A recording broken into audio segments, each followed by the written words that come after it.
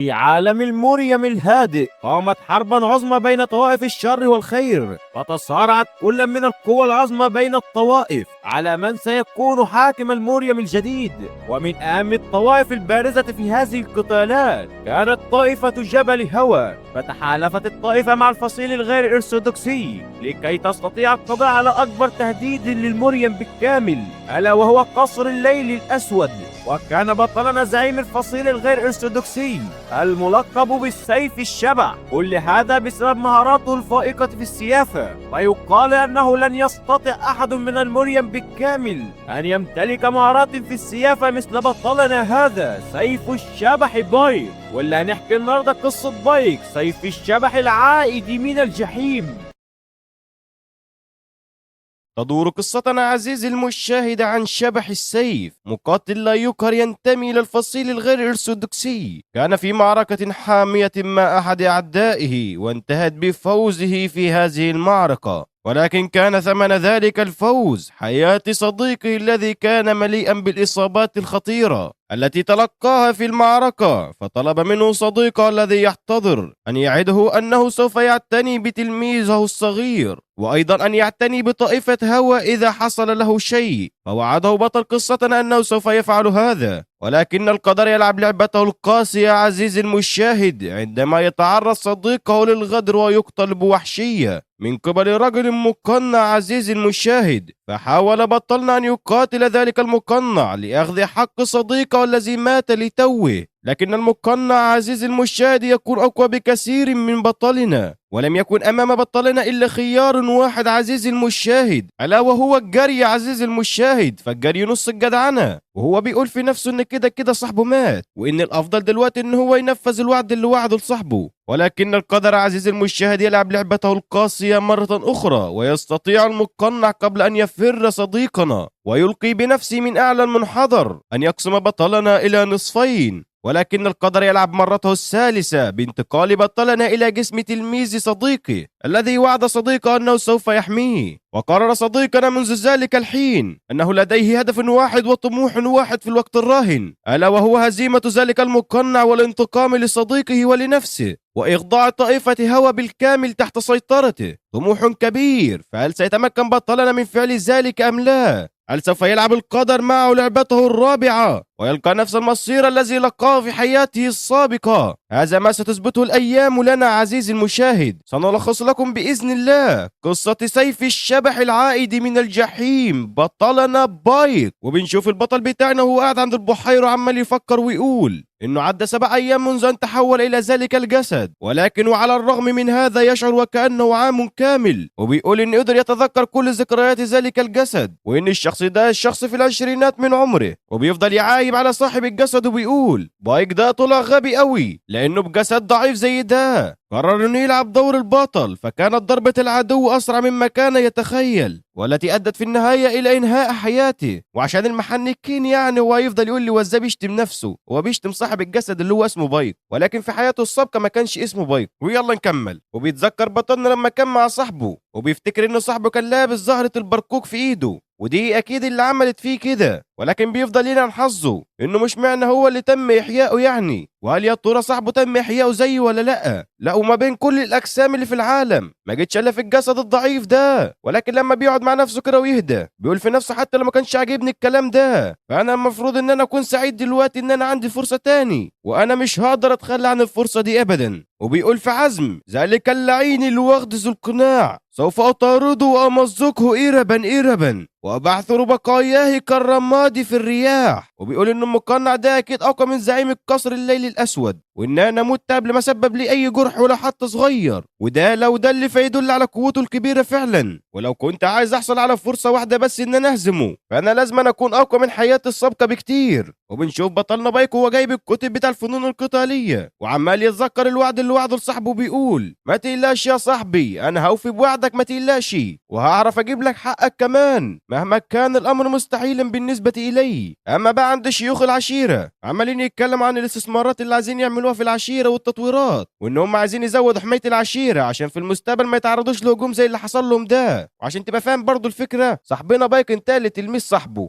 في نفس الزمن، يعني مش زمن مختلف ولا حاجة، او مثلا في المستقبل او في الماضي، لا نفس الزمن بتاعه، فهو بيكمل الاحداث وكأنه عايش بس في جسم واحد تاني. وطبعا شيوخ العشيرة كانوا عمالين يتكلموا على صاحبنا وبيقولوا الله يعينه ده زمانه دلوقتي في حالة نفسية زفت خالص، لان هو لسه خاسر المعلم بتاعه، بل وكمان تمت اصابته بجروح خطيرة. فبيرد واحد منهم وبيقول لهم الحمد لله صحته اتحسنت بكتير عن الاول، بل وكمان جسده اتعافى بسرعه اسرع مما تخيلت. ونسيبنا منهم عزيزي المشاهد ونروح لبطلنا اللي كان هاري نفسه عمال يقرا في الكتب ولكنه طالب ثانويه عامه. الواد ما شاء الله عمال يدح الكتب وعمال يفتكر لما كان مع صاحبه لما زار عشيره هوا، واللي كان صاحبه طبعا بيساله ويقول له ايه رايك في اداء تلاميذ طائفه هوا؟ فصاحبنا رد عليه بيقول له زفت طبعا، لا اسلوب ولا مهارات ولا حتى اي حاجه، ده ما يحصلوش انهم يشتغلوا عندي، ده حتى انهم عمالين يقنعوا نفسهم ان التقنيات بتاعتهم دي ما فيش زيها اتنين وان هي كامله خالص. فبيرد صاحبه عليه بيقول له معاك حق، صحيح ان تقنيه سيف زهره البرقوق ليست بالكامله تماما، ولكنك تعلم ايضا ان التغيير ليس بالشيء السهل خالص، وان انت لو حاولت تغير اي حد بالقوه فهتنتهي بالنهايه ان هي تفشل، ولكني ارى ان الحل الوحيد في حالتنا هذه اننا نريهم بانفسنا كيف تكون التمرينات على حق، وان تقنيه سيف زهره البرقوق ليست كل شيء، وان هناك عالما اعلى يمكن ان يصلوا اليه، وده عالم في ترتيب القوه عندهم يا جدعان. فبيرد بطلنا بايك على صاحبه بيقول له عشان كده طبعا انت جبتني هنا، وان انا اعلم الاوباش دول شويه مهارات كويسه يقدروا يبرزوا بيها في المستقبل مش كده؟ فبيرد على صاحبه بيقول له ان الناس دي وصلت لعالم كويس ببعض التقنيات المختلفه، وانا بعتقد انهم ممكن يكسروا العالم ده معاك ويوصلوا لمستويات عمر العشيره ما وصلت لها في حياتها، بما انك يعني بتدعى بالسيف الشبح افضل مبارز في الفصيل الغير ارثوذكسي بالكامل. وبنشوف عند بطلنا بايك بقى بعد ما فضل يسترجع الذكريات دي كلها عمال يقول ان هو كان مفكر في البدايه لما شاف تلاميذ طائفه هوا لاول مره ان المشكله تكون في جبل هوا نفسه، لان هم بيطلقوا على نفسهم طائفه قويه ومشهوره، ومع ذلك لم يتمكنوا من إخراج أي شخص موهوب أبدا غير صديق هيون خلال المائة عام السابقة. ولكن على الرغم من ذلك كان ذلك حماقة مني، لأن لما قرأت التقنيات اللي قدامي دي دلوقتي، تقنيات فن السيف السداسي والدوران السداسي، رأيت أنهم لا يوجد بهما شائبة أبدا، لأن التقنيات بتكون أقوى بكثير بمرور الوقت بسبب عدد كبير من الأشخاص اللي بيتعلموا المهارة دي وبيفضلوا يتطوروا فيها ويشوفوا عيوبها، وهذه هي قوة الطائفة بالفعل. ولقد اصطدم جبل هوا بجدار لأنهم كانوا عظماء جدا، وبيقول إن العزم الصادق على اجتياز ذلك الحائط الكبير بإظهار العالم الجديد للتلاميذ، إذ كانت هذه هي فكرتك منذ البداية يا صديقي. وقصده هنا على صديقه هيون، وبيضحك كده بطل قصتنا ويقول إن تقنية السيف اللي أنت ملحقتش تكملها قبل ما تموت فأنا أكملها بدلا منك يا صديقي كطريقة تسوية الوعد الذي قطعناه معا. وبيقول للأسف إن التقنية دي مش بتعتمد بس على مهارات طائفة هوا، بل وكمان أيضا بتعتمد على النوايا اللي جواهم، النوايا الصادقة والعزم والإصرار، وهذا ما يتمتع به تلاميذ طائفة هوا. فلذلك علي تنوير نفسي بتعاليم جبل هوا،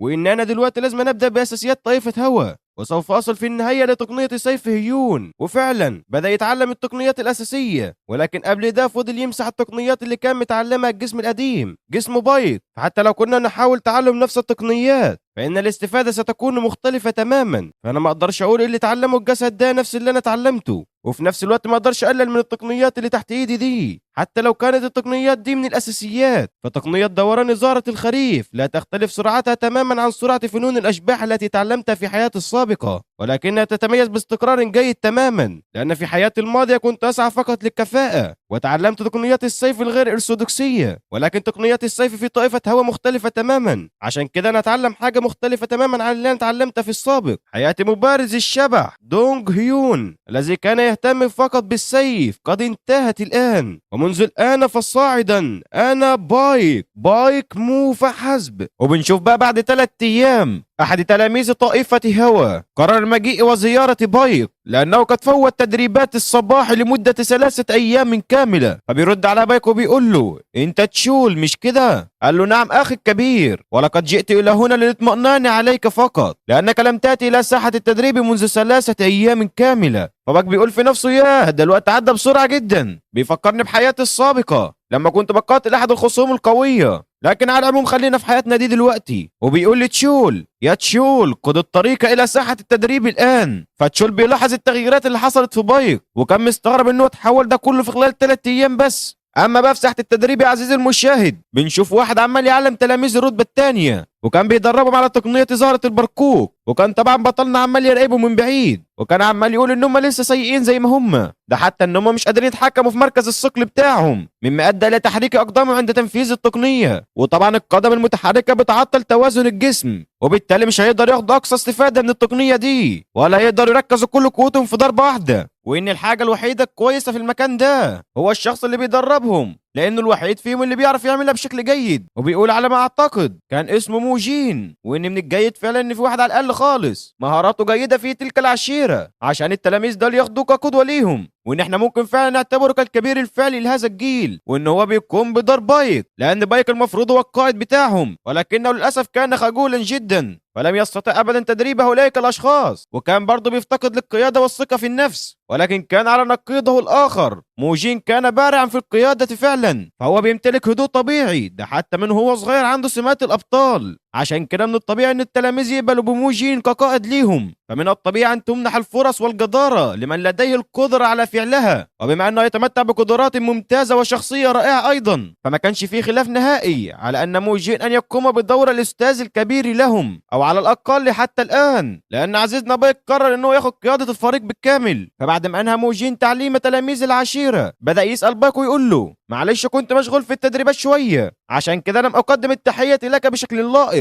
فبيبص له بايك بعد مبالاه ويقول له ايوه انا عارف انت تعبت كتير جدا عشان تقوم بالمهام دي مكاني. فبينحني ليه موجين وبيقول له لا يا اخويا الكبير، انا بس كنت ممتن ان انت عطتني الفرصه دي، وان انت حملتني مسؤوليه قياده ذلك الفريق. فراح بايك قال له ولكن من الان ساقوم انا بها. فطبعا تلاميذ العشيره بيستغربوا عمالين يقولوا اكيد في حاجه غلط. فبيبص تشول البطل بتاعنا وبيقول في نفسه لم اكن مخطئا فعلا، فذلك الشخص تغير كثيرا عن اخر مره رايته فيه. فموجين بيبص له كده بتعالى وبيقول له ده انت طولك كلامك مختلف جدا عن اخر مره اتقابلنا. فبيرد على باك وبيقول له طب وايه المشكله ان انا ارجع مكاني تاني؟ فرد على موجين وقال له انت نسيت ولا ايه؟ انت سبتني اكون بالمهام دي كلها مكانك عشان انت ما كنتش واثق في قدراتك نهائي. فبيضحك موجين ويقول في نفسه معك حق ايها الصغير الواقع، شكلك كده عندك طموح ان انت تكون التلميذ الرئيسي للعشيره، ومن بعدها تكون مال عشان تكون زعيم الطائفه المستقبلي. عشان في الوقت الحاضر انخفض اعداد تلاميذ الجيل الاول بسبب مسبحه شانكس، ودي اللي ادت لموت بايك يا جدعان. وبيكمل بايك كلامه بيقول وان التلاميذ المتبقيين من الجيل الاول والشيوخ يعانون الان من ضغوط الاداره، ويحاولون تعويض ما تم فقدانه في تلك المعركه. وبيقول عشان اقدر اغير جبل هوا، فبدل من محاولة اقناع الشيوخ او تلاميذ الجيل الاول، فانا شايف من الاحسن نغير تلاميذ الجيل الثاني الذين سيقودون جبل هوا في المستقبل. وبالاضافة الى ذلك فقد زعيم جبل هوا وتلاميذ الرئيسيين فقط من يمكنهم تعلم فن قلب الضوء الارجواني، ودي واحدة من اقوى 10 تقنيات داخلية عندما يتعلق الامر باعلى مستويات الطاقة الداخلية. وعشان اتخطى نفسي السابقة فيجب ان احصل على تلك التقنية، وعشان كده انا اللي هكون التلميذ الرئيسي. فبيتدخل موجين وبيقول له انت مفكر فعلا انت مؤهل للكلام ده ولا لا؟ فعشان لما حصلت المعركة وقام قصر الليل الاسود بالهجوم المفاجئ على مقر الرئيسي بتاعنا، عملت انت ايه بقى؟ على الرغم من ان الشيوخ والمعلمين طلبوا منك الا تتدخل، فلم تستطع البقاء مكتوف الايدي هكذا والمشاهدة، فتدخلت لانك لا تستطيع تحمل ما تراه. فانت لما اتدخلت بقى انقذت احد الشيوخ او المعلمين، او حتى يا عم قتلت حتى واحد من القصر الاسود؟ سوف اخبرك انا الاجابه بالطبع لا، فقط الشيوخ والمعلمين عانوا لانهم كانوا يحمون الاخ الكبير. لا ومش بس كده، بل بسبب تدخل الاخ الكبير في المعركه بعض التلاميذ الذين كانوا يتحلون بالهدوء اخرجوا سيوفهم ايضا، ولو ما كانش خاطر الشيوخ دول بحياتهم فلكان من الممكن ان يكون نصفهم غير موجود الان. فالمعلم بايك فهم اللي بيخطط ليه موجين، فرد على بايك وقال له انت معك حق فعلا، فانا برضه بفكر بنفس الطريقه. عشان كده من الان فصاعدا سوف اتحمل مسؤوليه تلك المجموعه لان الاخ الاكبر هنا. وده طبعا اللي بيخلي موجين يتعصب وقال للبايك كيف لنا ان نصدقك الان؟ ولكن بايك بكل فخامه بيطلع على السلم وبيقول له شكلك كده في سوء فهم عندك، فبيستغرب كده موجين وبيقول له ازاي تقصد يعني ان عندي سوء فهم؟ فبص له بايك بنظره مرعبه واخبره بنبره حاده: منذ متى وانا علي ان اهتم الى رايك يا فتى؟ هل بدا كلامي كما لو اني احاول اقناعك؟ هل كان علي ان استاذنك اولا في حكمي وقراراتي؟ أنا الآن أأمرك يا فتى ولست أطلب منك الموافقة. فطبعا موجين من الصدمة مش مصدق اللي شايفه قدامه، وبتاجي في دماغه الكثير من الأسئلة وبيقول: أنا مش مصدق نفسي فعلا، ده بايك اللي أنا عرفته طول حياتي، أنا عمري ما شفت طاقة مرعبة بالشكل ده في حياتي. فبايك بيقطع تفكيره وبيقول له: من الصبح يا ابني أنا هقود الفرقة دي، فاهم ولا لأ؟ واللي عنده أي اعتراض هنا فاجيلي بعد انتهاء تدريبي في الغد. فبيمشي بايك وبيسيبهم وعمال يقول: ألا يقولون الناس أنهم يتغيرون عندما يتجاوزون عتبة الموت؟ أعتقد أن تلك المقولة صحيحة 100%. وطبعا كل تلاميذ العشيرة كانوا مستغربين من التغير المفاجئ اللي حصل لبايك، وبيقولوا بالتأكيد موجين دلوقتي غاضب كالجحيم. ففي واحد فيهم بيقول: على اللي أنا شفته كده فشكل كده موجين تنازل بالفعل عن القيادة لبايك. فصاحبته بترد عليه بتقول له: كان موجين في الأول غاضب بشدة، ولكن بعد ما بايك قرب ليه تغيرت كل اشكال وجهه بالكامل. وكانوا بيقولوا انهم عايزين يقولوا لبايك على حاجه مهمه مراعاه لمشاعر بايك، واللي فعلا بنشوفهم بالليل وهم رايحين عند بيت بايك. ومن بعدها بيقولوا لبايك: اخانا الكبير نحن نريد فقط اخبارك بشيء ما. فبايك بيستغرب كده بيقول لهم: عاوزين تقولوا ايه؟ فانا متحمس للغايه لسماع ذلك. فبيقول احد الاشخاص: اخي الكبير، الاخ موجين تراجع فقط احتراما لهيبه الاخ الكبير في العشيره، فنحن نترجاك الان ان تتراجع عما اتخذته اليوم. فبيبص لهم كده بايك بعدم مبالاه بيقول لهم: دي حاجه ممتعه خالص، هل موجين هو اللي امركم ان انتوا تقولوا كده؟ فبيردوا عليه بيقولوا له: لا ايها الاخ الكبير، كل ما في الموضوع بس ان احنا جينا هنا لوحدنا. فبايك بيرد عليهم وبيقول لهم: مش مهم، على كل حال دي حاجة مش من شأنكم نهائي ان انتوا تتدخلوا فيها، وانا اعتبر ان انا ما سمعتش حاجة النهاردة، ويلا روحوا من هنا حالا. فبيتعصب واحد فيهم وبيقول له: ايها الاخ الكبير، من فضلك فكر في موقفنا الحالي ايضا، هل تعتقد اننا نفعل هذا لاننا نكره الاخ الكبير؟ وقصدهم هنا على بايك يا جدعان. نحن فقط نريد ان نتلقى التعليم من الاخ الكبير اللي هو موجين الذي يمتلك القدرة بالفعل، ولكن ماذا عن الاخ الاكبر الان؟ انه يفتقر الى القدرة على تحقيق ما يفعله موجين، واحنا لا نرغب ابدا في ان يقودنا شخص اضعف منا. فبيبص لهم بايك كده بنظرة جدية وبيقول لهم: شكله كده التسلسل الهرمي في طائفة هوا قد سقط على الارض، ما بقاش في احترام نهائي للاخ الكبير. ولكن على العموم انا ما فهمتش اللي انتوا عايزين تقولوه، ولكن لو كنتوا بتتحدثوا عن المهارات فانا ممكن اوريها لكم بنفسي عادي. فراح واحد منهم طلع سيفه وقال له: طالما انت عايز تحاربنا كده بالسيف الخشبي ده واثق من نفسك فيلا بينا. وفعلا هاجم على بايك، ولكن بايك راح حط له ضربه بالسيف سقطته في الارض. بيقول له: يلا العب من هنا يا حبيبي، جاتك خيبه يلا، حتى ما كملتش ضربه واحده معاه، لا وشايف نفسك قوي يعني. وصاحبه التاني قبل حتى ما يدرك اللي حصل لقي بايك موقعه في الارض هو كمان. وطبعا انت مفكر ان بايك هيسكت لحد هنا؟ لا طبعا، ده اللي علمهم الدرس اللي عمرهم ما ينسوه في حياتهم، فضل يضرب فيهم لحد ما يبان لهم صاحب. وبنشوف العيال يا عيني بعد الضرب الشديد ليهم عمالين يقولوا لبايك: فاهمين كل شيء ايها الاخ الكبير. فبايك بيقول: انا فرحان دلوقتي عشان اتغير سلوككم شويه، ودلوقتي قولوا لي لو حد من احد الشيوخ الكبار تحداني كما فعلتم انتم الان فماذا سيحصل له؟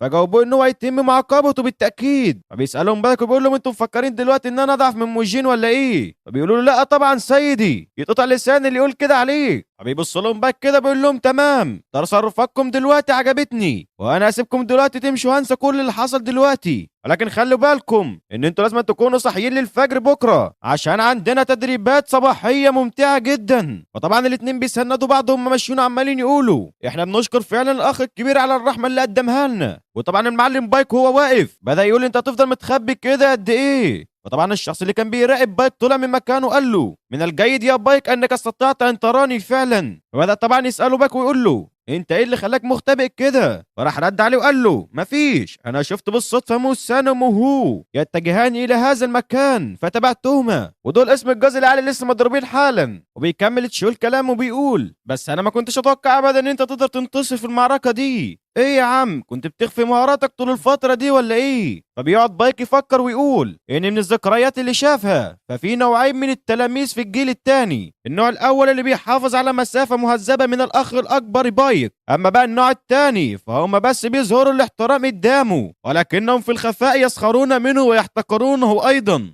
ولكن تشول لا ينتمي إلى أي من المجموعتين، فلقد ساعد بايك مرات عديدة متسكعا بالقرب منه. موتشو الذي لا يبالي بالآخرين يساعد بالفعل الملك الأصلي لهذا الجسد، ولربما لم يفهم بايك ملك الجسد الأصلي إشارات تشول بسبب صغر سنه، ولكن من وجهة نظري أنا الأمر بسيط للغاية. فلقد ساعد موتشول بايك لأنه ببساطة كان ضعيفا للغاية وكان قلقا عليه، ضعيف بما فيه الكفاية بحيث لا يمكن تركه بمفرده أبدا. وكان موتشول قلقا جدا من ضعف بايك والذي قد يعاني من تحت أيدي موسان وموهو، عشان كده وتبعهم لحد هنا عشان يتأكد انهم ما يأذوش بايك في أي حاجة. وكان موتشول يحمي صاحب هذا الجسد الأصلي بهذه الطريقة. وبدأ بايك يجاوب على سؤال موتشول، فبيقول له ان الامر مش كده زي ما انت ما فاكر، فانا ما كنتش بخفي قوتي للفتره دي كلها، فكل ما في الامر اني اكتشفت التنوير. فطبعا بيستغرب موتشول وبيقول له التنوير، فرد على بايك وقال له ايوه، وهتعرف كل حاجه في تدريبات الغد يا موتشول، ودلوقتي اتاخر الوقت فانت لازم تروح دلوقتي وتنام وتجهز نفسك. واللي فعلا موتشول بينفذ الاوامر وبيقول في نفسه دي اول مره ان انا اكون متحمس للتدريب للغد بالشكل ده. ولكن اللي مش عارف افهمه لحد دلوقتي هو بيقول انه اكتشف التنوير، لكن اللي انا شفته هي مجرد حركات اساسيه من تقنيه السيف الستة اوتار، ولكنها ببساطه كانت هذه اجمل تنفيذه للتقنيه رايتها على الاطلاق. فاي نوع من التنوير تم اكتشافه على يد ذلك الفتى.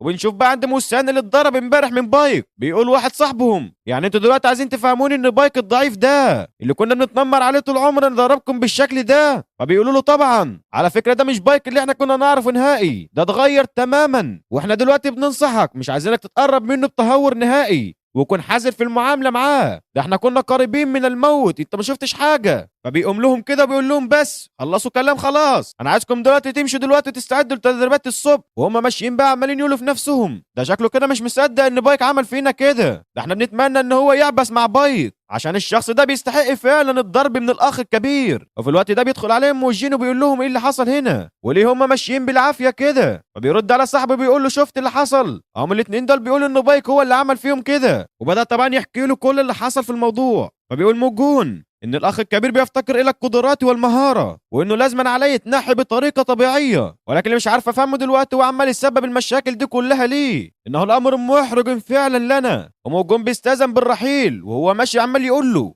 ما تقلقش نهائي، فانا اهتم بموضوع بايك ده بكره. وبيجي الصبح فعلا وبنشوف عظمه بايك وهو واقف زي القائد وعمال يقول لهم قبل ان نبدا تدريبات الفجر اليوم دعني اقول لكم بعد الاشياء، انتم جميعا ضعفاء بالكامل، فهناك العديد من اسباب القوه ولكن هناك سبب واحد فقط للضعف الا وهو الاساسيات. فاذا لم يمتلك المرء اساسيات اي شيء فهو ببساطه ما ازداد معرفه في ذلك المجال سوف يبقى دائما ضعيف. ومن الان فصاعدا تدريبات الفجر اليوم سوف نركز على تدريبات سيف الستة التناغمي، وانا شايف دلوقتي ان انتم متحمسون للانتقال الى تقنيات اعلى والى الوصول الى زهرة البرقوق على جبل هوا. وفي الوقت ده كان موجين عمال يبص لاصحابه وعمال يقول في نفسه دي حاجه صعبه فعلا تتصدق ان شخص ما يتمكن من التغيير كل شيء في ليله وضحاها، واكيد الشخص ده كان بيخفي القدرات دي كلها طول ذلك الوقت بما يكفيه لازمه موهو وموسان، ولا ممكن نقول ان تشول ساعده بطريقه ما. على العموم كل حاجه تبان دلوقتي في تدريبات الصباح. وفي واحد من التلاميذ بيقطع بايك وبيقول له طب وايه الخطأ في الرغبه في التقدم بالسرعه يا بايك؟ فبايك بيقول لهم بنبره مليئه بالجديه اذا كان هناك اي شكاو لديكم فتعالوا الي حالا.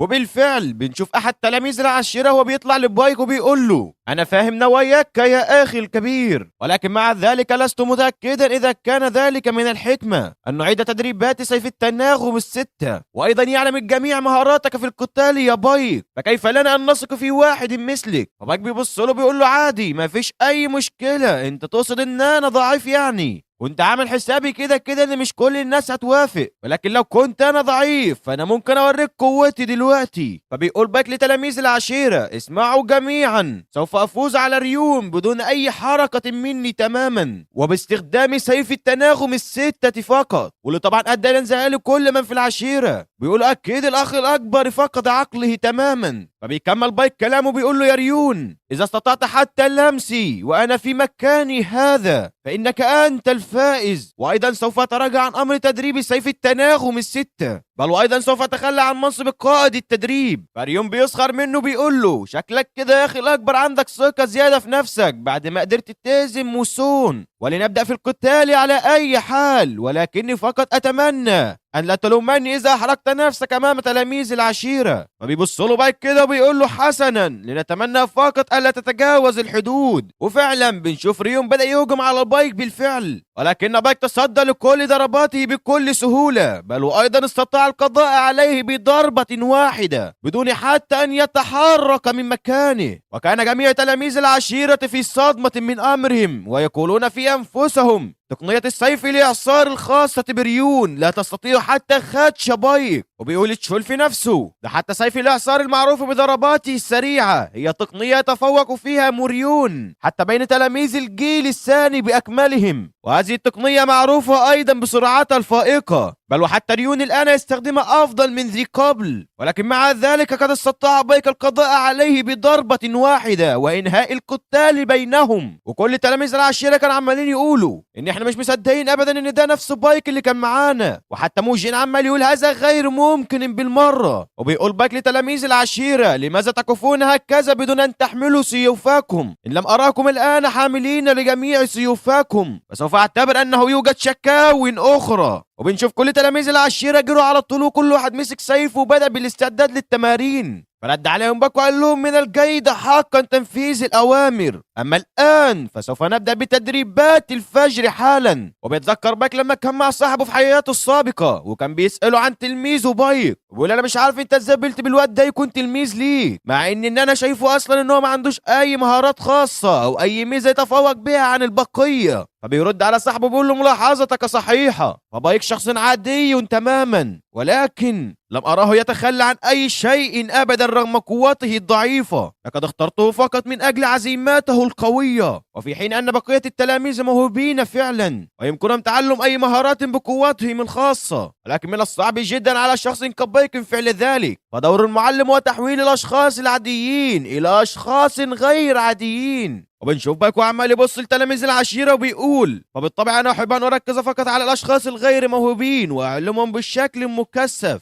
ولكني لست مجرد سياف عادي، فأنا هنا كالأخ الكبير لهم، فأنا من أقود تلاميذ الجيل الثاني من طائفة هوى، وأنا لن أترك أحدا أبدا خلفي، سأقودهم جميعا إلى الأمام. فهذا ما يناسب بايك وجبل هوى على حد سواء. وأنا أرى أن أولئك المعلمين لم يعلموا أولئك التلاميذ بشكل صحيح، ومع ذلك أوكلوا كل هذا العدد الكبير لي، ولم أتوقع أبدا أن تكون معلما أمرا مرهقا هكذا. وعندما ألتقي بك مرة أخرى يا مالكو ستكون مديونا لي بمشروب فاخر. وكان بيتساءل عن حال صديقه كيف يكون الآن، وبيقول إن هو طول عمره في حياته السابقة كان بيركز بس على تقوية مهاراته الخاصة، متجاهلا تماما تعليم صديقه بشكل صحيح. ويقول: لكن على الأقل صديقي ليس من النوع الذي يهزم بسهولة على أي حال، وآمل أن يكون بخير الآن، وسوف يكون من الجميل أن أراه مرة أخرى يوما ما. والكاتب جايب لنا كده واحد قاضي على مجموعة من حوله، وتقريبا كده والله أعلم ممكن يكون صديقه، لأن لما باك فضل يتكلم على صديقه كده الكاتب جاب لنا الصورة دي، فالله أعلم ممكن يكون هو وممكن يكون لأ.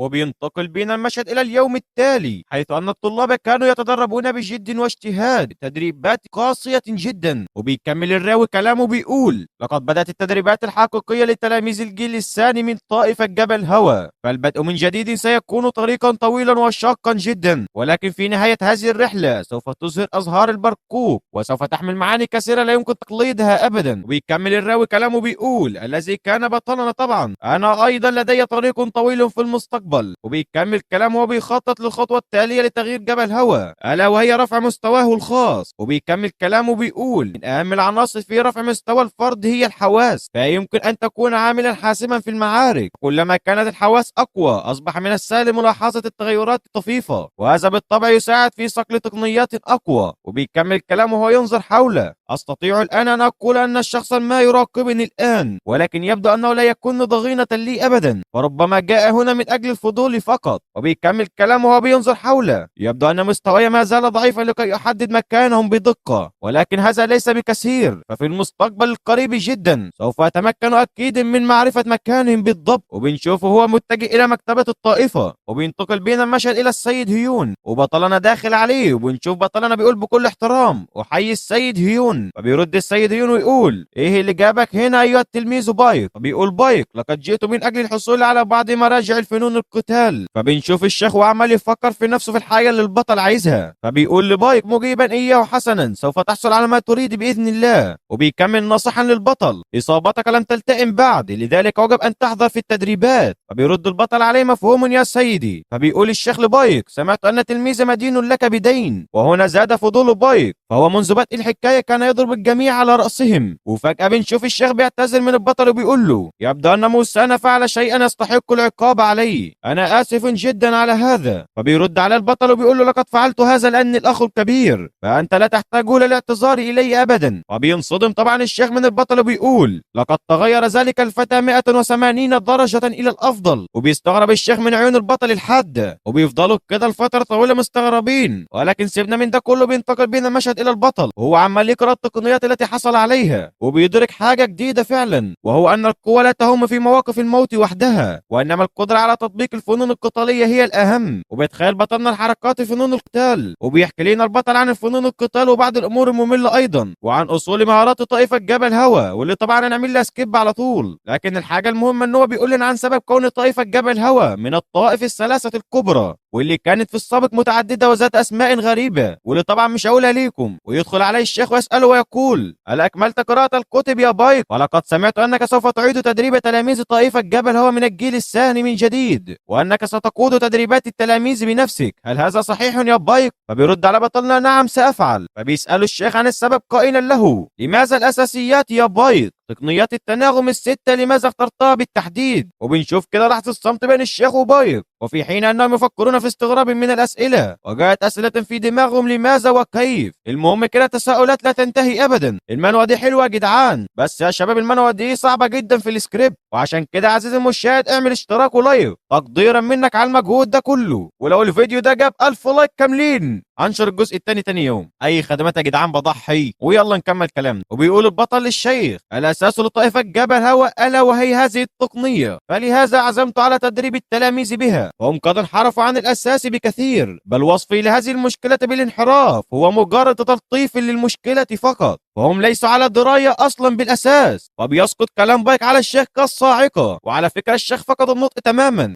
وبنكمل الحكاية بتاعتنا مع الطائفة عند الحاج أمين المكتبة، وهو بيتكلم مع البطل، وفي نفس الوقت يحلل ويستنتج قائلا في نفسه: ما سبب تغير هذا الطفل الصغير؟ هل هو بايك الذي أعرفه فعلا؟ يا للأسف لقد بقى لوحدي بعد أن مات معلمه العظيم، وأيضا معظم التلاميذ الكبار في العشيرة قد ماتوا هما الآخرين. وفجأة بيتكلم البطل بتاعنا بيقول: أنا أعلم. فبيستغرب طبعا الحاج أمين المكتبة من كلام بايك، وبيكمل البطل كلامه: في الواقع كل التلاميذ الكبار يعرفون جيدا سيف الاتجاهات الستة، فهذا طبيعي، فأول تقنية يتعلمها الطالب عند التحاقه بالطائفة ألا وهي هذه التقنية. وإن قارنا بين التقنيات في الحاضر والماضي فقد أصبحت التقنيات أضعف وأقل اتزانا. فبيسأل أمين المكتبة عن السبب، فبيكمل البطل في أمور مملة جدا يا شباب والله، وصراحة الفصل ده ممل جدا، عشان كده أنا بعتذر لكم وهنعمل سكيب للكلام ده كله. عامة يعني التلخيص ليه إن الطائفة زمان كانت بتهتم بتدريب الطلاب الأساسيين اللي لسه يعني ملتحقين بالطائفة جديد، وكانوا بيعلموهم مهارات قويه اقوى من اللي موجوده في الوقت ده، وكانوا التلاميذ مش بيشقلبوا الموضوع ويجروا، وكانوا بيتدربوا فعلا التقنيات الاساسيه بكل احترافيه. لكن في الوقت الحاضر طبعا ما فيش الكلام ده كله. وبنكمل الحديث الصعب مع الشيخ ده، وهو بيتساءل عن سبب كون البطل يشبه شخصا ما في مخيلته، وقصده الشخص ده اللي هو صاحب البطل بس طبعا في حياته السابقه. فبيكمل البطل النقاش مع الحاج امين المكتبه حول مستوى التلاميذ وبعض مميزاتهم. فبيتذكر الحاج امين المكتبه صاحب بطلنا بايك المعلم اللي كان شغال في الطائفة دي. فبيكمل البطل كلامه بيقول: ليس التدريب هو ما يظهر زهرة البرقوق، بل تظهر تلك الزهرة من خلال التدريبات. فبيسأل الحاج البطل عن الطريق التي سيسلكها في الطائفة، فتراود البطل لحظات من الصمت جعلته يغوص في عقله الباطن، وبيقعد يسأل نفسه هل الأمر هكذا حقا، وبيقول بصوته وهو بيهمهم: سأستمر في العمل الذي كان السيد يقوم به، وسأملؤ الفراغ الذي تركه. وقصده هنا بالسيد صاحبه في حياته السابقة. فيتذكر البطل ما جرى في السابق له، ويحلل الأمر الذي هو فيه الآن. فبينفجر الحاج من الضحك مسرورا بما حدث، وبيتذكر بعض المواقف التي مر بها هو ومعلم البطل. وبنتخطى جدعان الملل ده كله، وبننتقل للحظة انصراف البطل، وبنشوف حاج أمين المكتبة وهو مطمئن من بايك، وبنشوف البطل هو بيرجع بالزمن لحياته السابقة، وبنشوف حوار بينه وبين واحد تاني، حوار كده أشبه بالتهديد يا جدعان. المهم بتذهب القمر إلى البطل وهو بيتدرب تدريبات شاقة في الوقت حاضر، وبيبدو كده حسب كلام البطل إن التدريبات دي تدريبات الشخص المجنون اللي لسه شايفينه من شوية. وبيجي الشخص يخبر البطل أن الوقت الذي كان فيه يتدرب ليس وقتا للتدريب أبدا، وأن زعيم الطائفة أمرهم من النزول من الجبل أخيرا. وبنشوف كده في اجتماع شيوخ العشيرة في الطائفة، وهم بيتناقشون فيه حول ضم تلاميذ جدد من الجيل الثالث إلى العشيرة، لأنه متأخر عن فعل هذا بسبب مجزرة شان شي. وبيقترح أحد الشيوخ قائلا: يجب أن نقوم باستقطاب تلاميذ من العائلات الفرعية من أجل إظهار الطائفة بقوة. ويوافق أحد الشيوخ على كلامه، وبيتكلم أحد الشيوخ قائلا: يجب أن نرسل بعض التلاميذ لمراقبة العائلات الفرعية رغم ضعف الطائفة الحالي. وبيقول واحد تاني إن طوائف الشر والطوائف الشيطانية تحاول الحلول مكان الطوائف الساقطة والسيطرة على ما تبقى من أنقاضها. وبيقول واحد تاني: بالفعل لم يعد من الممكن تأجيل الأمر أكثر من هذا. وبنكمل مع الكاتب وبيشرح لنا معنى العائلات الفرعية، والتي هي على حسب كلامه طبعا مصطلح بيشير إلى بناء المدارس في القرى المختلفة وأماكن للطائفة في أماكن غير المقر الرئيسي، حيث يتم تعليم فنون القتال الخاصة بالطائفة هناك. ويكمل الكاتب الشرح ويقول: فالطائفة وسمعتها تلعب دورا كبيرا في استقطاب التلاميذ، مرفقا ذلك بصور عديدة من الشبان وهم يهربون بسرعة إلى البوابات إحدى العائلات الفرعية. وبنشوف الحاج وهو يفكر في نفسه عن مدى القلق الذي يغمر العائلات الفرعية بسبب تدهور قوة الطائفة بسبب مذبحة شانشي. وبيكمل الحاج كلامه: كان ليكون الأمر جيدا لو أرسلت الطائفة بعض الطلاب لتفقد تلك الأمور. وبيرد عليه عجوز وكأنه بيقرأ العقول: ليس لدينا ما يكفي من الخبراء للقيام بذلك. ويرد على الحاج رغم قلقه هو الآخر: معك حق، ولكن لم يعد في الإمكان تأجيل الأمر أكثر من هذا. وبيعقب الشيخ صاحب قدرات قراءة الأفكار: لماذا لا نرسل تلاميذ الجيل الثاني ومن خلالهم يتعرفون على العالم الخارجي؟ وبيكمل الشيوخ الآخرون كلامهم مؤيدين للقرار رغم تخوفهم هم أيضا. وبيقترح أحد الشيوخ إرسال بعض الطلاب المتميزين لتفقد الوضع. ويكمل أحد الشيوخ كلامه وهو يقترح إرسال بايك هو الآخر: يا ابني بايك، هو أي حاجة كده بيلزقوك فيها، ده أنت شكلك هتتعب والله في المنوة دي قوي. فبينصدم الحاج لكن صدمة خفيفة كده. وبيتكلم الشيخ اللي بيقرأ العقول ده: أنا قلق بعض الشيء بشأن ذهابي بايك. فبيتكلم الحاج وهو واثق من كلامه بيقول: لقد رأيت الكثير من التغيرات على بايك، ولقد تغير ذلك الفتى تغيرا جذريا، وسوف يكون الأمر على ما يرام، لا تقلق أبدا. فبينتقل بينا المشهد إلى مدينة الحسن بو سونغ، ونرى بايك مع رفقة ثلاثة من أصدقائه وهم ينظرون إلى المدينة بكل إعجاب. ونشاهد أحد الطلاب الذين مع بايك وهو يشتهي طبقا من دجاج مشوي. صراحة يا جدعان أنا شكلي كده جوعت زيه. على العموم يلا نكمل. والواد ده بيشم رائحة الطعام وهو مذهول، وفي حين ذلك يصدمون بأحد ويقول لهم: ألا تعرف طائفة جبل هوى كيف تعتذر؟ وأنت الشخص المخطئ هنا، فلذلك يجب عليك الاعتذار. فيرد عليه التلميذ ويصرخ عليه ويقول: يا هذا أنت من اصطدمت بي أولا. وبيستمر الجدال بين التلاميذ والشخص الذي يبدو أنه من الطوائف المظلمة، في حين بايك كان يطرح الكثير من التساؤلات عن كيفية استطاعة الطوائف المظلمة الحلول مكان الطوائف المتضررة من المجزرة. وبنشاهد أن واحد من الجماعة الطائفة المظلمة بيبص للفتاة التي أمامه بنظرة شهوانية كده، فبيسحب البطل سيفه بيوجهه نحو عين المنحرف ويقول له بكل غرور وجبروت: عزيزي المشاهد، أين تنظر عينيك القذرتين هاتين؟ وبيكمل كلامه: أعرف أنكم من اصطدمتم بنا أولا، وعن عمد لأنكم ظننتم أننا مستجدين في المكان، ولكنكم حمير لأنكم لا تعرفون مع من تتكلمون، أو أنكم نسيتم أنكم في منطقة تلاميذ جبل هوى. وبيكمل بطلنا في حين استغرابهم منه: أعرف جيدا كيف تنظر الجماعات المظلمة إلى طائفة جبل هوى. ويا عيني بينصدموا لأن بطلنا عارفهم، وبيبدأوا كده يخافوا من بايك. وبيبدأ يعتذر البطل أخيرا، فبيسمح ليهم للذهاب بعد أن علمهم درسا في الآداب. وبتعتذر الفتاة للبطل بتاعنا، فبكل شهامة بيرد عليها وبيقول لها لا تعتذري، أنت لم تفعلي شيئا خطأ أبدا. وبنكمل الحكاية مع باك وفريقه بعد أن قرروا الذهاب إلى الفندق لأخذ قسط من الراحة. ونشاهد أحد التلاميذ وهو يفكر في نفسه وأيضا عمال يتساءل حول البطل. فبتنتقل بينا المشهد إلى المطعم، والبطل والشباب عمالين يطلبوا الطعام في النزل. وبعد ما كملوا الأكل بتاعهم بنشوف الشباب هم حيرين كده عن اللي أكل أكتر من الأكل. لكن سيبكم من الموضوع ده، المهم كانوا برضو بيتكلموا حول المهمة التي كلفهم بها الزعيم، والتي هي ليست مهمة بغريبة أبدا. فبيستنتج الشباب بعد لحظة من التفكير إن هم يجب أن يتصرفوا كما يشاءوا، فقد ترك لهم الزعيم حرية التصرف كما يشاءوا. وبننتقل للمساء حيث قرر الشباب القيام ببعض التحقيقات، وبيتفق الشباب على أن يجمعوا المعلومات ويتلاقون عند الساعة 9 مساء. وبنشوف باك وهو ملتزم ويبدو أنه يحاول يعمل حاجة مثيرة. وبنكمل حكايتنا في الطائفة المظلمة، والكاتب بيشرح لنا بالتفصيل أكتر معنى هذه الطوائف وهذا المصطلح بالذات. فبيقول لنا أن الطوائف المظلمة خارجة عن القانون بالكامل، وهذه الطوائف لا تلتزم أبدا بأي مبادئ وأي أخلاق بصفة عامة. هذه الطائفة تكون أشبه بالطوائف الشيطانية في العديد من الأمور، فحتى في الصقل كذلك. وبيكمل الكاتب كلامه بيقول المشهد أمامنا هو يا عزيزي المشاهد حيث نرى بعض السفلة هم يتحرشون بفتاة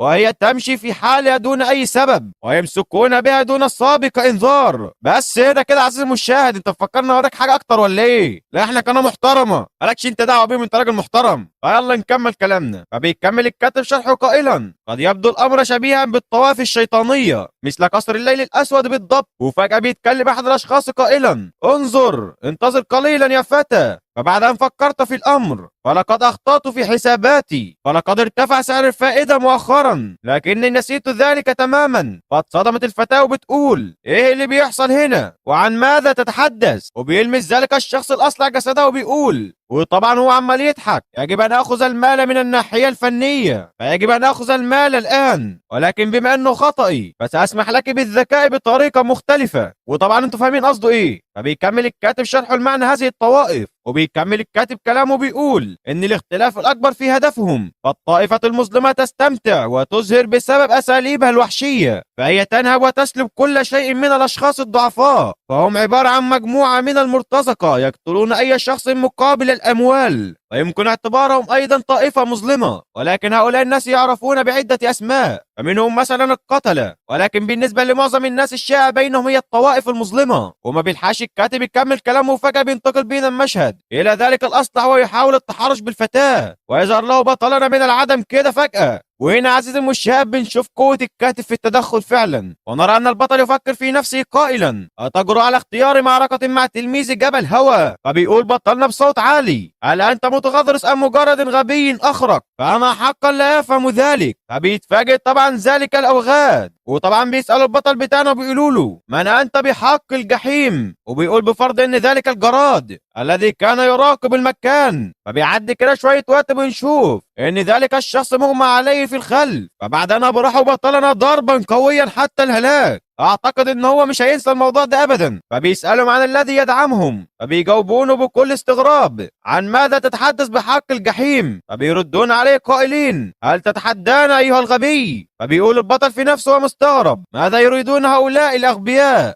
هل هم حقا يبحثون عن نهايتهم؟ فبيستغرب البطل من غطرستهم وبيسدد ليهم ركلة كده عزيزي المشاهد ثاقبة تثقب أنف العدو وتلقي به بعيدا أمطارا عديدة، في حين استغراب الأصلع الذي كان يمسك بالفتاة. ونرى أن البطل انقض عليه هو الآخر، ولكن يتضح أن ذلك الأصلع يمتلك بعض الفنون القتالية. فبيتحدى البطل بتاعنا وبيقول له يبدو أنك تمتلك بعض الفنون القتالية، لذلك سأعطيك بعضا من وقتي. وبنكمل الحكاية مع الشخص وعمال يعمل حمام طبعا في مطعم ما، وبنشوف أن الأصلع معلق على الشجرة ما، وبنسمع الناس يتحدثون عما رأوه من أمور ممتعة في المكان، وشكلهم كده من كاميرات المراقبة ولا حاجة. فلقد رأوا كمية من الطعام متجهة لطاولة بجوارهم، ويقسم الآخر أنه قد رآها قبل لحظة، وأنه كان هناك شخصا يملاه وهو يرتدي معطفا أسود. وبينتقل بين المشهد إلى مكان آخر يبدو أنه السوق، وبنشوف تلك الفتاة التي من فريق البطل وهي تتكلم إلى حد ما، ويبدو أنهم لم يكونوا اثنين بل ثلاثة. وشكله كده ان الجميع في هذه القصه جوعى، بيفضلوا يشمشموا كده، لكن في الاخر بيهجموا على اللي معاه كيس طعام، ولكن بيتضح ان البطل هو اخر متخفي فيضربهم على رؤوسهم بالسيف فلا يجرؤون على التقدم مره اخرى. وبيكمل بطلنا قائلا: لست هنا لتقديم الصدقات، إذا تجرأتم على لمس هذا الطعام فسوف تطير رؤوسكم في الحال. ويبدو أنه قد ذهب إلى هناك من أجل المعلومات، فتلك الأحياء هي أحياء الفقراء. ويكمل البطل كلامه: من يتقدم خطوة واحدة إلى الأمام فسوف تطير رأسه في الحال. فبيتكلم أحد ما وهو يسخر أن انقتال الشاب مثير للإعجاب، إنه أمر نادر الحدوث، فهذا الأمر نادر جدا في هذه الأحياء الفقيرة. فبيتكلم هذا الرجل بكل احترام وبيقول: يبدو أننا كنا غير مهذبين مع السيد، ويعرف بنفسه على أنه سو غاي من طائفة المتسولين، وبيعتذر نيابة عن زملائه المتسولين. وبيعيد البطل بتاعنا سيفه لمكانه، وبيعرف عن نفسه بيقول: أنا بايك تلميذ طائفة جبل هوى. وبيتكلم ذلك المتسول كبير المتسولين ويقول للبطل: مأساة طائفة جبل هوى تحظى بالأسف فعلا. ويتكلمون عن سيدهم ويقولون: زعيم طائفة المتسولين يعتذر لكم لأنه لم يستطع تقديم أي مساعدة في المذبحة. ويقول له البطل: لا بأس، فلا بد أن زعيم طائفتكم كان يواجه وقتا صعبا مع طائفة السماء القصوى ولم يتمكن من ترك منصبه أبدا. ويرد ذلك الشخص على البطل ويقول: أنت على الطريق الجيد يا فتى. وبيقول العجوز المتسول: وبالمناسبة يا فتى، ما الذي جلب تلميذا من طائفة جبل هوى إلى طائفة المتسولين؟ فبيرد البطل بتاعنا قائلا: لقد جئت باحثا عن المعلومات حول الطائفة المظلمة التي زرعت أقدامها هنا في هذه المدينة. وبيتكلم بطلنا مع ذلك الشخص وبيقول: الطعام يصبح باردا، فلذلك فلنتحدث بينما نأكل. وبنكمل كلامنا مع ذلك الرجل العجوز وهو بياكل بشراسة وكأنه لم يذق الطعام من قبل، وبيحضر له بعض المعلومات ويخبره بأن أولئك الأوباش من الطائفة المظلمة استولوا على مقر من مقرات طائفة جبل هوى الفرعية، وأصبح الآن يطلقون على أنفسهم جانج هيول. وبيتكلم البطل قائلا له: يبدو أنهم ليسوا مجرد عصابات من الطائفة المظلمة العادية. فبيرد على المتسول وبيقول له: هذا صحيح يا فتى، فكل عضو موجود في تلك الطوائف هو من أحد الشباب الأقوياء، وإن اسم تلك الطائفة هو نفس اسم طائفة الظلام بصفة عامة. وطبعا يا جدعان الاسم طويل جدا فمش عارف أقوله، ولا أنت هتفتكر ولا أنا أفتكره، فكبر دماغك منه. وبيكمل الراجل كلامه بيقول: ويبدو أنها ستستمر معنا لمدة طويلة، وما هو غريب في طائفة الظلام هم إتقانهم للفنون القتالية بشكل احترافي. فبيتكلم البطل بتاعنا وبيقول: لقد تعاملت مع بعضهم سابقا، ولكنك لم تذكر يا صديقي المشكلة الحقيقية بعد. فبيتكلم العجوز بيقول: انت بتقصد ايه يا فتى؟ فبيتكلم البطل بتاعنا قائلا: على سبيل المثال، من هم من يدعمون الطوائف المظلمة؟ انهم جماعة الظلام يا شباب. فبيتكلم المتسول وبيقول: هل لي ان اسألك لماذا؟ فبيقول البطل بتاعنا: قد تكون منطقة بو مدينة صغيرة، لكنها ليست صغيرة الى هذا الحد. كان فرع طائفة جبل هوى في هذه المدينة قويا بما يكفي للقدرة على القضاء عليهم بالكامل في حالة إذا لم يكن لديهم أي دعم. فبيخبر العجوز البطل بتاعنا بأن لديه عيونا حادة جدا. فبيتكلم العجوز وبيقول للبطل: لا تتفاجأ كثيرا يا فتى، أعلم أن هناك فنانا قتاليا يتفاعل بشكل متكرر مع عصابة الظلام هنا، فهو أصله من طائفة سيف جيو. فيخبرنا الكاتب عن هذه الطائفة، فهي إحدى الطوائف الكبرى في شانشي، فتتشارك الحدود مع اثنين من الطوائف التسعة الكبرى. هذه الطائفة لم تظهر الاحترام لأي أحد. الشخص من طائفة جيو يدعى بسيف الدين الأحمر، فيتوتر بطلنا من ذلك الاسم. فيخبر المتسول بطلنا: هل سمعت عنه من قبل يا فتى؟ وبس هنا، استنونا في الحلقة القادمة بإذن الله. وزي ما وعدتكم لو الفيديو ده جاب 1000 لايك بكرة إن شاء الله أنزل لكم الجزء الثاني. وخلاص يا شباب الحمد لله قدرت أحل مشكلة الاستمرارية، وبإذن الله هفضل أستمر فيديوهين في الأسبوع. فاستنونا في العظمة القادمة بإذن الله. وأي حد يقدر يخمن في التعليقات إيه اللي هيحصل في الحلقة الجاية يظهر معايا في الفيديو الجاي بإذن الله. ويصلي على الرسول، والسلام عليكم ورحمة الله وبركاته. دمتم في أمان الله. كان معكم مستر دحوم لتلخيص المنهى.